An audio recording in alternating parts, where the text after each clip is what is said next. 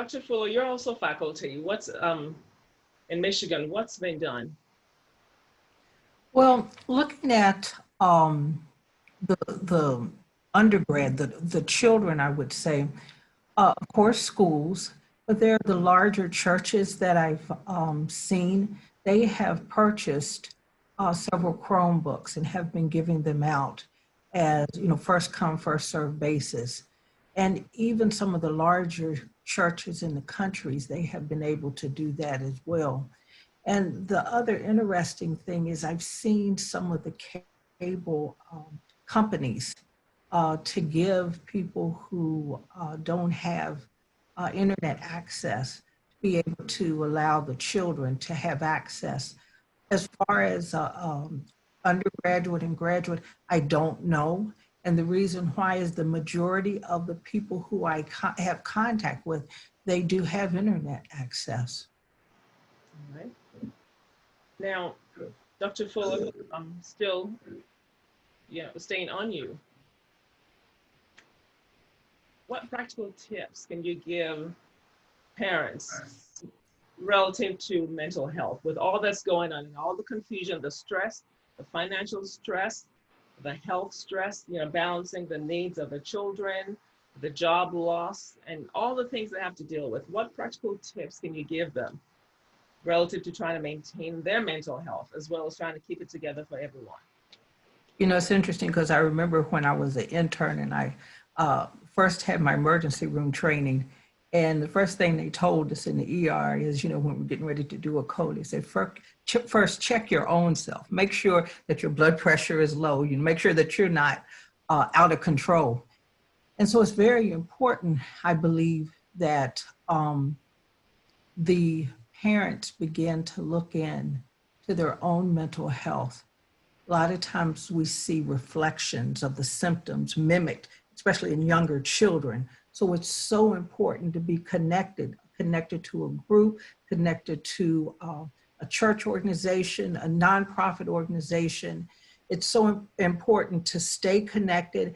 And then, as a matter of fact, as Ms. Horn was saying, this is not only for the children, but for the parents. Structure in your daily activity. They should structure that.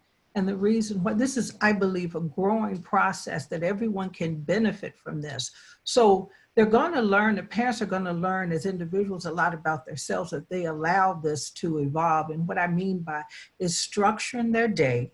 And by doing that, they can actually structure their children's day.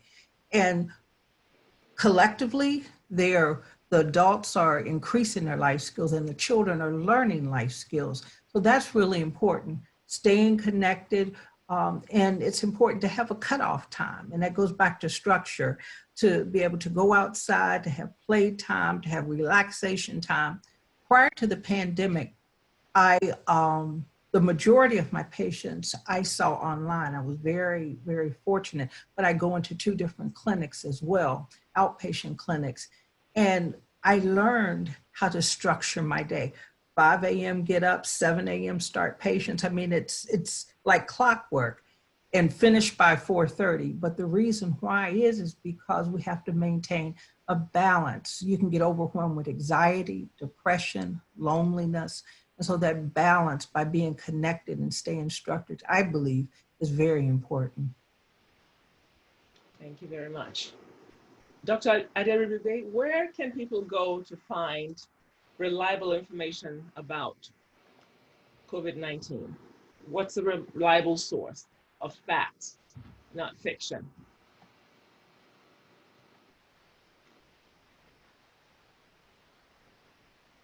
Is Dr. Aderibigbe still with us? Did we lose him? I'm sorry, I was sorry about that. A reliable source that people can go and count on getting the real information. I would recommend the CDC website. Okay. And I think you can actually log onto the CDC website and put in your email address or contact information where they could just send to you, relevant updates regarding COVID-19. The American Academy of Pediatrics is good as well. but I believe they feed off what the CDC sends out. So that's what I would recommend. Okay. And for those of you who may have missed that, if you would like that information, if you missed it, I'm sure PRI, you can contact PRI and we'll be glad to get that information to you. Okay. All right, so now we'll take some questions from our participants. Oh, right. Let's see, we'll start with the first question. Somebody simply indicated that they live in Massachusetts and they're going to a hybrid program of some in classes and the rest online and then switching with one another. Okay, the details are still being fine-tuned. Yes, there's a lot of things are certainly evolving. All right, so somebody has a question that said, how will competitive sports be addressed in the fall? Some young men are depending on football or wrestling in order to finance college hopes. How will online schooling impact their ability to attend college and their ability? Why not go to a 3-2, 3 days in school and 2 online? And why is it just either or? A 3-2 will allow parents more predictability with getting back to the parents' work. And anyone could feel free to respond to that question. They're asking, why can't they do 3 days in school and 2 online? Why isn't that? I can sort of answer that question. I think it really just depends on that school system and what their decision is. And I have a little bit of perspective from this because I actually coach softball at Parkview. And so right now our softball players are back, but we have very strict guidelines. I mean, they're wearing masks at practice. And the only time they don't have to wear them is when they're actually in their positions in the field and actively practicing that way. But if there's a time where we're getting water breaks or they're around each other, they have to have them on. Football was pushed back until September. So, and what we were seeing was some of our football players were coming down with COVID because football is more of a contact sport. I mean, you know, there's bodily fluids get exchanged in football, whether it's spit, blood, you know, it's just that's what happens. And so I think it depends on the sport individually as well. Like, are they able to socially distance? Football, not so much, but I hear what the parent is saying about they're depending on these things for college. And so where it comes down to the local school district decision, you know, I've heard some school districts, you know, if they're doing the hybrid schedule and if the students were choosing to do online, they couldn't play sports. I know in Gwinnett, we had originally looked at the hybrid option before going to online. And even the students who said they were going to go online, we were still going to allow them to play sports. So, and I don't know about the 3 to 2 days a week schedule. I wouldn't feel comfortable speaking to that. But as far as college goes, you know, sending in those videos of your student skills, that's important too. You know, and there's a big world to the recruitment process where, you know, your student athlete can send in their skills videos and reach out to those college coaches to get on their radar. And I think especially in this time, that's going to be super important because college coaches are going to be relying heavily if they have sports that aren't playing, they're going to have to be looking at those skills videos. Yeah. So record your students, you know, if they're not able to play, record your students doing what, you know, their sport, or if you have old highlight tapes, anything that you can send in to them is going to be. Did you want to say something? I thought I heard you. Oh, no, I was just nodding and agreeing to everything she just said. Okay. All right. Okay, so actually the next question is for you. It's the person, this from Dr. Adebayo, says it's about science and COVID-19 information. What is fact and what is falsehood? In recent months, hard science is beginning to sound like social science, where people are lined up behind one viewpoint, where people are lined up behind one viewpoint or the other. Should we be concerned that the medical and epidemiological sciences are politicized this way? Yes, very much so. It shouldn't be, but that's what it appears. But regarding the topic we're talking about, hopefully the school administrators and people in position to influence decision are looking at the science aspect of it to make those decisions about school opening, and not so much the political angle. But yeah, when you tune on to the news, you kind of get a sense that, some issues are being politicized. Like you said, when you came on, election year, people having different agenda, things like that. But again, I just stick to the facts, and I hope that the school systems will be relying on their well-trusted science people to make those decisions. All right. So I have another question from a parent. It says some parents just cannot school online because of their work schedules. So why not let them go back to school and allow the super anxious parents to school online, especially the parents that have the resources? So actually, if the person who has this question would unmute, because I'd like you to flesh this out a little bit, if you don't mind.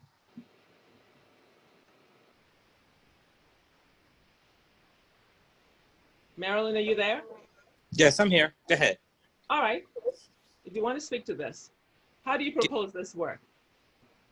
What was the question? I had a few questions. What was the question that you just read? Okay. With regards to allowing those, all right, it was some parents cannot school online because of their work schedules. Why not let them go back to school and allow the super anxious parents to school online, especially the parents that have the resources? Yeah, just let them. I mean, there seems to be a big concern from some parents about their inability to work. And I'm listening to a lot of people say a lot of different things about work and school and school as a babysitter, which I never considered school to be. But why not just open the school, let those who are going to go to school go to school.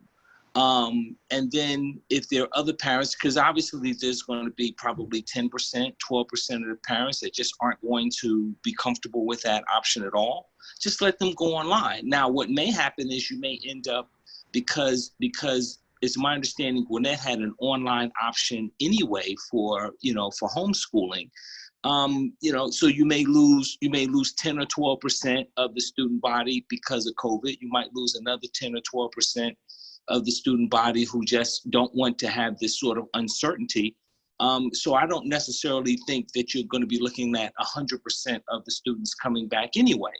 So maybe, if it's only 80% of the students coming back, open up the school, let the students who want to physically go to school, and then everybody else who is, I call it super anxious, but maybe normally anxious, just let them go online. Why not that option? I believe the survey that was done of parents, it was 43% were the ones who wanted to have the option of in-person. So it was actually a lower number. But I'd like to have a panel respond to the question. Hi, Marilyn. So I don't want to speak specifically to what Gwinnett County's decision and why they did that, because I can't and I'm not sure.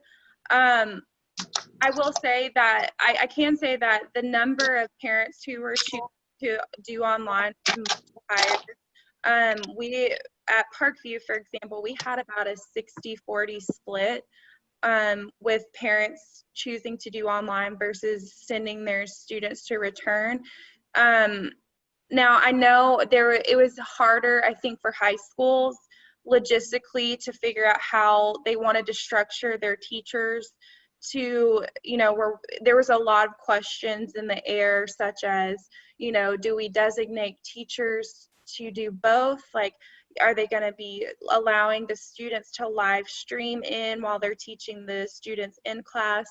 Are they going to do it separately? We're going to have separate periods of the day where students or the teachers are just doing their online classes, and then they're just designated to their students who are in person, or are we going to split the teachers up and say these teachers are doing online and then these teachers are doing in-person teaching?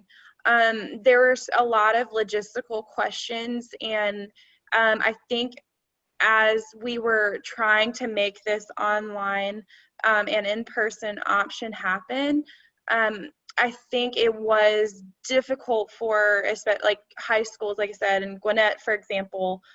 We have just such a large populace of students, and so to make that happen logistically, they're in our curriculum offices, for example. We have one AP and a clerk, and they do 3,200 student schedules. And so trying to do that and make that happen for, 60% of the students that were going to online and 40% of the students in person, I just think they weren't going to be able to do that by when schools needed to reopen. For example, we pushed back the date to August 12th. And so they just simply couldn't get it done in that amount of time. And that's just because we have so many students. And what's happening is you're restructuring an entire technology system. We use a platform called Synergy, and there's a lot of data that goes into that. So restructuring that platform to redo all of these schedules to accommodate it was just proving to be difficult. And then of course, just health guidelines were also a factor.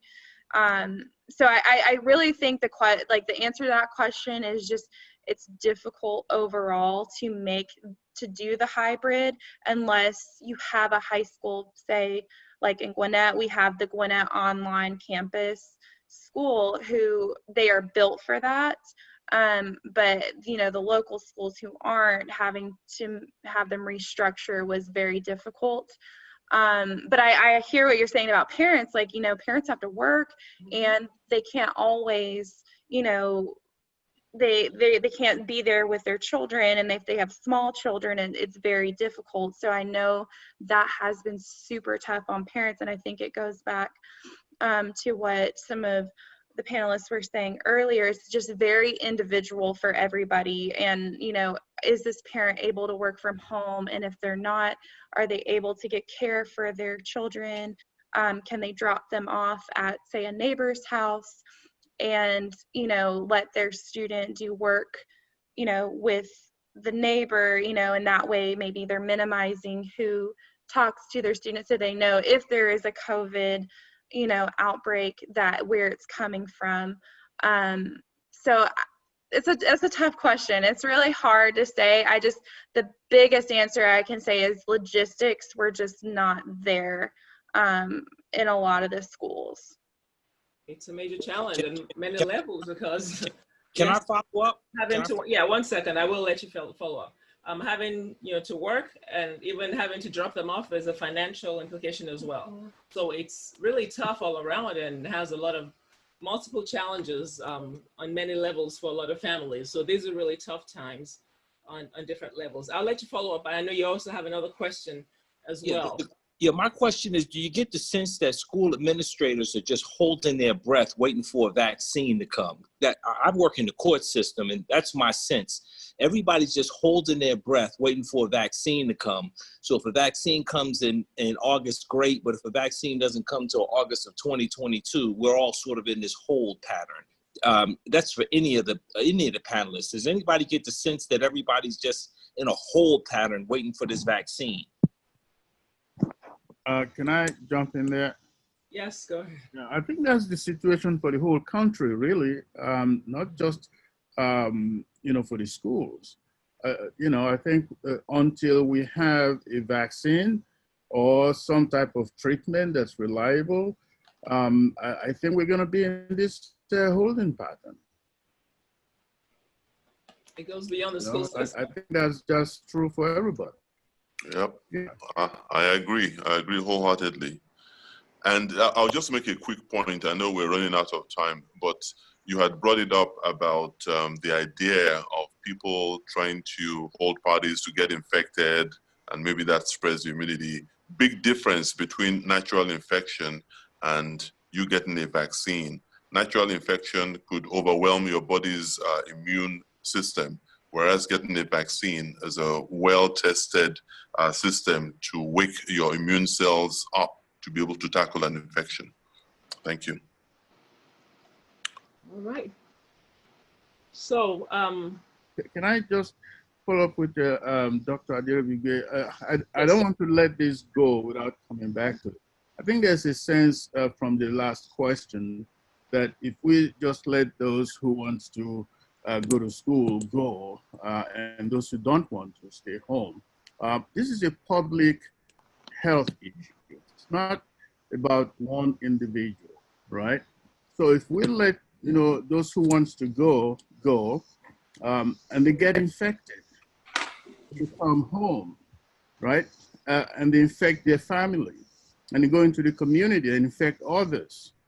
So the risk is not just for the individual, it's also for the community. So it shouldn't be up to, okay, I want my kids to go to school, they should go, when there is a public health emergency. I agree 100% with that. And that's what some of the panelists had talked about, that the COVID-19 should not be an opportunity for political debate. This is real, it's happening, and we shouldn't wait till it knocks on our door before we wake up. You'll be surprised. I work in the health industry, and even some health nurses, people who should know better, still some of them are of the opinion that, well, it's really not a big deal if I don't have a comorbid situation.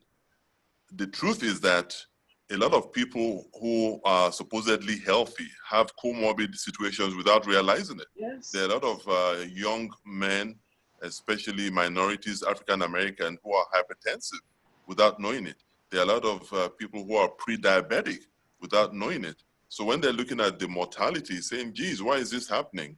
Either a lack of insurance or just taking things too casual. I agree with you, it's a bigger problem, it's a societal problem, and we shouldn't let individual perception make things worse for the greater population. And certainly we should not be swayed by political affiliations. And I'd like to say one thing, if I may. It's real interesting. We're holding our breath as a society, as a global society, waiting for the vaccination, the vaccine.